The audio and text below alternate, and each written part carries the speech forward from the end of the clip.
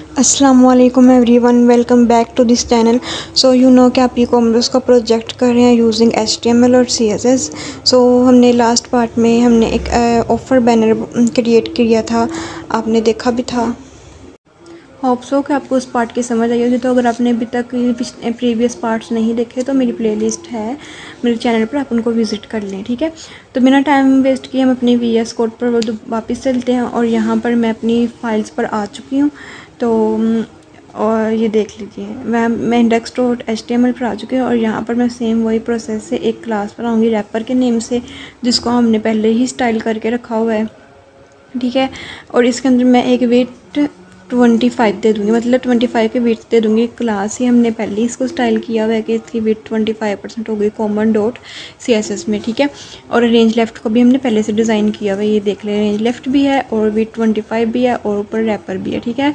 इसलिए हमने common dot CSS में लिखा था। बार बार ये क्लासेस यूज़ होती है ना, तो इसलिए हम ऐसे लिख लेते हैं कि एक ही दफ़ा बस हमें डिज़ाइन नहीं करनी पड़े।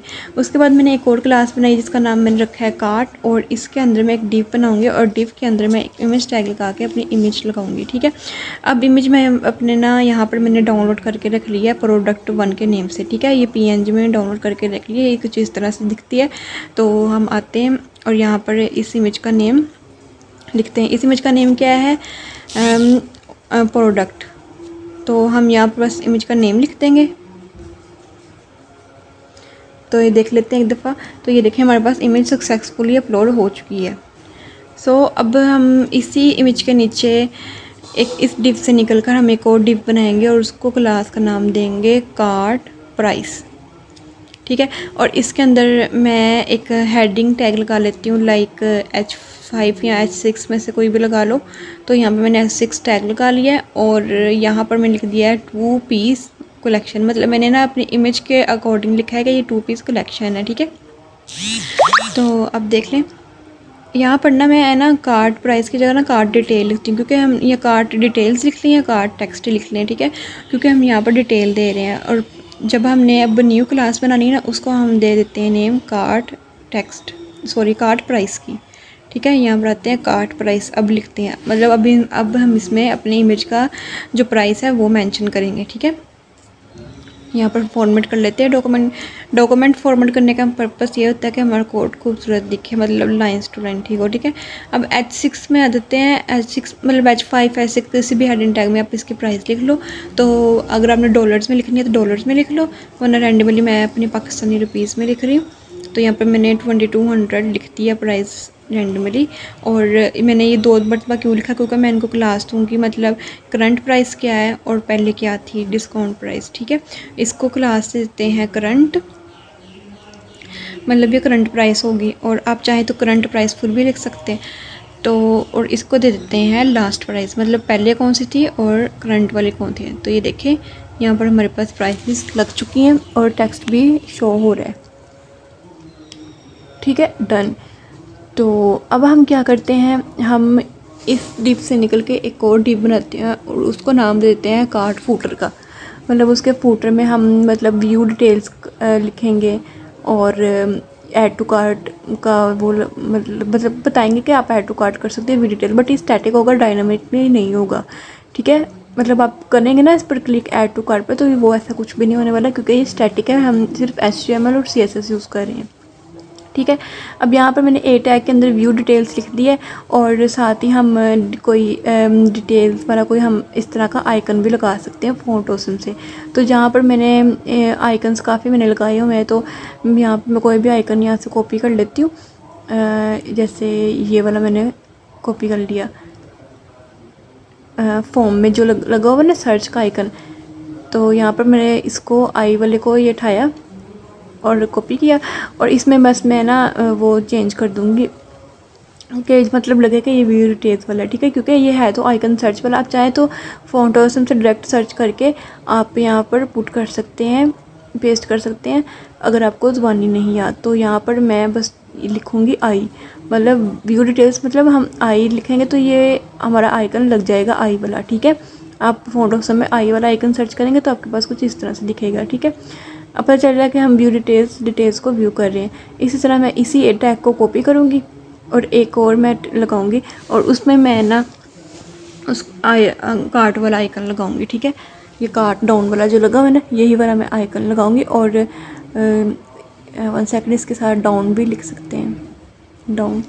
ठीक है, और व्यू डिटेल्स को भी हमने चेंज करना। तो ये देखें हमारे पास कार्ट वाला भी आइकन लग चुका है और आई वाला भी हमारे पास आइकन लग चुका है। तो अब जहाँ पर कार्ट के साथ व्यू डिटेल्स लिखा है ना, वहाँ पर हम चेंज करके लिख देंगे ऐड टू कार्ट। यहाँ अकेला कार्ट भी लिख सकते हैं या आप लिख लें ऐड टू कार्ट। तो यहाँ पर मैं ऐड टू कार्ट लिख रही हूँ। ठीक है, अब हमारी क्या है, जो हमारी HTML है ना, वो हमारी हो गई है डन। ठीक है,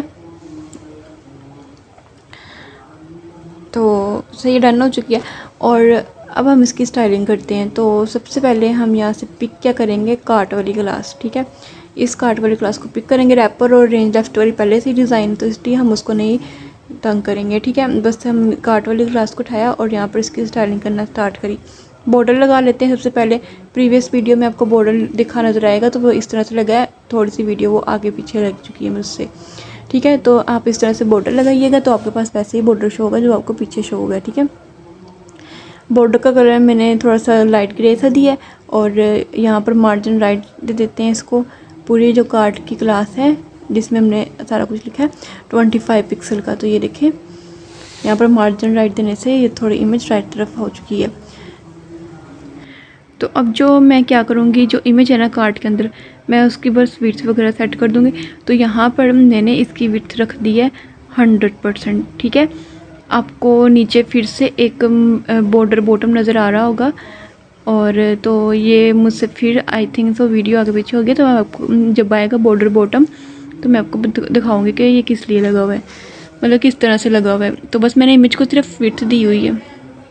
अब मैं क्या करूँगी, जो कार्ट के अंदर हमारा कार्ट डिटेल्स वाली क्लास है, हम उसको स्टाइलिंग करेंगे। ठीक है, लिखेंगे कार्ट डॉट कार्ट डिटेल्स। ठीक है, डॉट लाजमी मेंशन करेंगे क्योंकि हमारी जो मेन कार्ट की क्लास है उसके अंदर भी कार्ट डिटेल्स की क्लास है, तो इसलिए हमने डॉट लिखा है।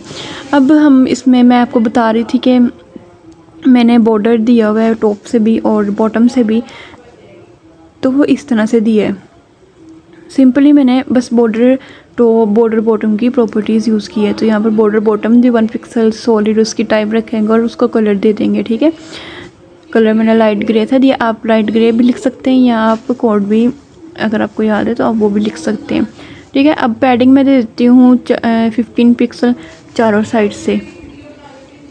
तो ये देखें इस तरह से ये लग चुका है बॉर्डर बॉटम और टॉप की तरफ से। ठीक है, आपको दिख रहा होगा। तो सही है, पैडिंग भी इसको मिल चुकी है और बॉर्डर भी मिल चुका है। अब इसी कार्ट डिटेल्स वाली क्लास को कॉपी करते हैं और इसके अंदर मैं ना एक काम करती हूँ, एक और क्लास बना लेती हूँ नेम हेड के नेम से। ये मैं उसको बाद में HTML में पुट करूँगी। ठीक है, ये नेम हेड के नेम से मैंने एक क्लास बना लिया और उसको मैंने मार्जिन दे दिया है 0। मतलब जितना भी बाय डिफ़ॉल्ट उसको मार्जिन मिला था ना, वो क्या हो जाए 0। मैंने आपको प्रीवियस वीडियो में भी बताया था, बाय डिफ़ॉल्ट हमारे एलिमेंट्स को मार्जिन पैडिंग मिली होती है, तो आप चाहें तो उसको 0 कर सकते हैं अपने स्टाइल के अकॉर्डिंग। टेक्स्ट लाइन मैंने सेंटर रखा है। फ़ॉन्ट साइज़ उसका मैंने रैंडमली सेट कर दिया है 25 पिक्सल का। और फ़ॉन्ट वेट यहाँ पर मैंने 500 सेट कर दिया है। ठीक है, अब हम क्या करेंगे, जो नेम हेड ये वाली क्लास है ना, इसको हमने लिखना भी तो है ना, तो यहाँ पर हम लिखेंगे तो ही हमारे पास स्टाइलिंग शो होगी। तो यहाँ पर मैंने इसको क्लास को पुट कर दिया जहाँ पर 2 पीस कलेक्शन लिखा था। तो ये देखें यहाँ पर इसको स्टाइलिंग मिल चुकी है। और फ़ॉन्ट साइज़ भी, टेक्स्ट लाइन जितने भी हमने प्रॉपर्टीज़ यूज़ करी थी अपनी CSS में, वो सारी मिल चुकी हैं। ठीक है, अब कार्ट प्राइस की हम स्टाइलिंग कर लेते हैं। तो सेम पर्पज़ से हम इस इतना हिस्से को कार्ट और कार्ट डिटेल्स को कॉपी करेंगे। आप चाहें तो उसको खुद से हाथ से भी लिख सकते हैं, but due to time saving तो मैं बस ये कॉपी कर रही हूँ और यहाँ पर लिख दूँगी कार्ट प्राइस। ठीक है, अब इसकी प्राइस को हम क्या करेंगे, डिस्प्ले इसका कर देंगे फ्लक्स। ठीक है, और जस्टिफाई कंटेंट हम कर देंगे सेंटर। अब कार्ट प्राइस के अंदर हमारे पास कौन सा टैग पड़ा हुआ है, हमने मतलब प्राइस अपनी किस टैग में लिखी थी, हमने बस वो टैग का नाम लिखना है। तो हमने लिखी थी H6 टैग में, तो बस हमने वो अपने टैग का नेम लिख दिया। और अब इसको स्टाइल कर लेते हैं। इसका सेम पर्पस जैसे नेम हेड को हमने फ़ॉन्ट साइज़ वगैरह दिया, तो सब कुछ वही देंगे। तो यहाँ पे फ़ॉन्ट साइज़ और मार्जिन में दे रही है। फ़ॉन्ट साइज़ 15 पिक्सल में रखा है, मार्जिन मैंने 0 कर दिया है और पैडिंग मैंने चारों साइड से क्या कर दिया है 5 पिक्सल की, ठीक है। पैडिंग मैंने लास्ट टाइम पे भी आपको इंस्पेक्ट एलिमेंट करके दिखाई थी, मतलब कहते हैं इनर स्पेस को, और मार्जिन कहते हैं आउटर स्पेस को, ठीक है। तो ये देखिए हमने H6 की भी स्टाइलिंग करी है, मतलब अभी सिर्फ हमने H6 की स्टाइलिंग करी है, हमने उसकी जो क्लास है ना करंट और लास्ट, उसको नहीं हमने अभी स्टाइल किया। तो हम क्या करेंगे, इसी पूरे को कॉपी करेंगे H6 तक और नीचे यहाँ पर पेस्ट कर देंगे, और इसके साथ जो क्लास होगी ना, जैसे हमारी क्लास का नाम लास्ट था, उसको हम स्टाइल करते हैं। मतलब लास्ट में हमने ना टेक्स्ट डेकोरेशन लगानी है कि मतलब पता चले कि कट ऊपर जैसे लाइन कट नहीं हो जाती, हमने वो वाली लाइन लगाना चाह रहे टेक्स्ट डेकोरेशन से ना, तो इसलिए हमने लास्ट वाली क्लास को पिक किया। तो यहाँ पर टेक्स्ट जो डेकोरेशन है उसको कर देते हैं लाइन थ्रू। लाइन थ्रू से क्या होगा कि ऊपर टेक्स्ट के ऊपर लाइन लग जाएगी।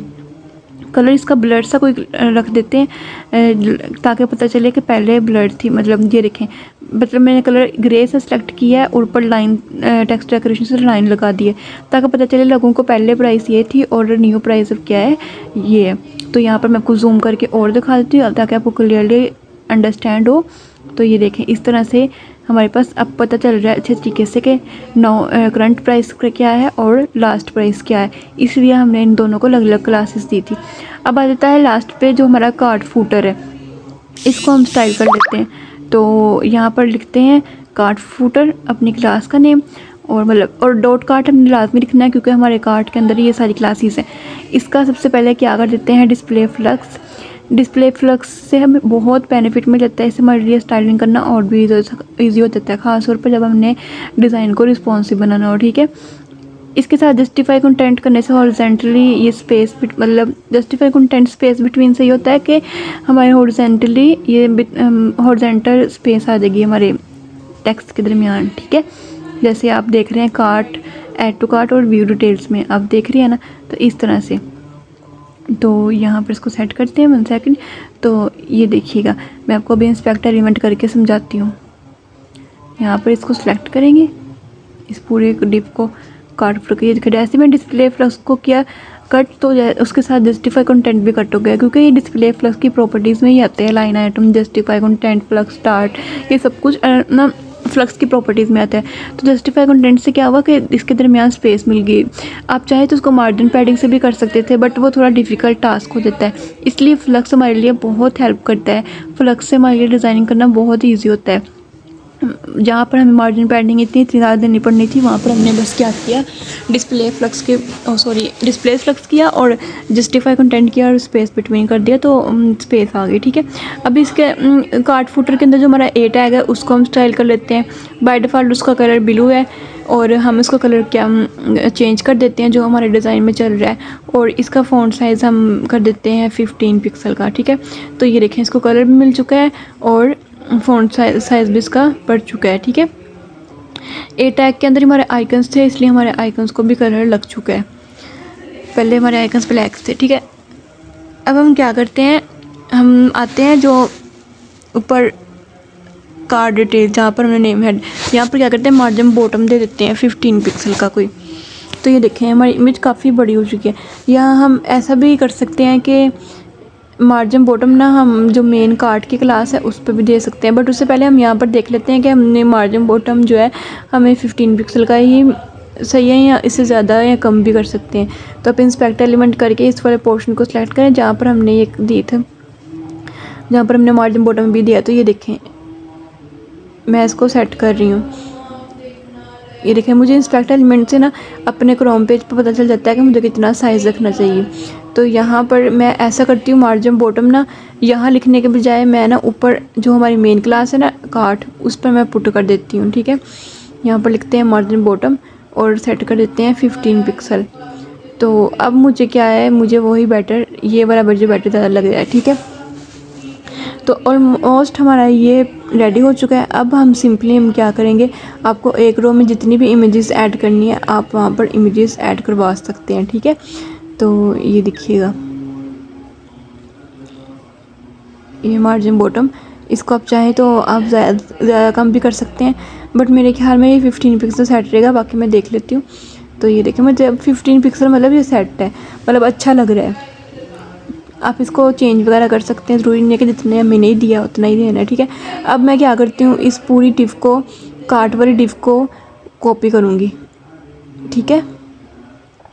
यहाँ से आए, इस पूरे को सिलेक्ट किया, कंट्रोल सी से कॉपी करते होते हैं तो कंट्रोल सी से कॉपी किया, और इसको आप जितने मर्जी टाइम पेस्ट करें, जितने मर्जी, मतलब ये नहीं कि ज़्यादा 4 to 5, मतलब आप एक रो में ना 3 to 4 इमेजेस रख लें, वो अच्छी रहेंगी। तो ये देखिए मेरे पास ये 4 इमेजेस मैंने रख ली है एक रो में, ठीक है। तो ये पेज इस तरह से हमारे पास शो होगा ओरिजिनल साइज़ पे। पहले मैंने थोड़ा जूम किया हुआ था। अब हम क्या करेंगे, इसकी जो इमेजेस है ना वो हम पुट कर देते हैं। तो यहाँ पर मैंने एक मैन की इमेज पुट कर रख ली है, किड की रख ली है, मैंने डाउनलोड करके रख ली है। तो बस मैं अब क्या करूँगी, इसको मैं चेंजिंग कर लूँगी। तो मैं वीडियो को बंद करके यहाँ पर स्क्रीन रिकॉर्डिंग को बंद करके इनको चेंज कर लेती हूँ। तो बस इनके मैं टेक्स्ट भी चेंज कर लूँगी और जो इमेजेस है ना उनको भी चेंज कर लूँगी। तो ये देखें यहाँ पर मैंने सब कुछ इसकी इमेजेस चेंज कर ली थी। एक मैंने वुमेन का कर लिया, एक मैंने कुर्ता स्टाइल कर लिया मैन का, एक मैंने किड का कर लिया। तो आप इस तरह से अपनी इमेजेस को यहाँ पर चेंज करके कर लें सर, ठीक है। एक में मैं समर कलेक्शन लिख दिया, किड्स कलेक्शन लिख दिया, नीचे मैंने टेक्स्ट और प्राइजेस भी चेंज करी हैं। होप सबको समझ आई होगी। तो अगर आपको समझ आई है तो चैनल को सब्सक्राइब करें। अल्लाह हाफिज़।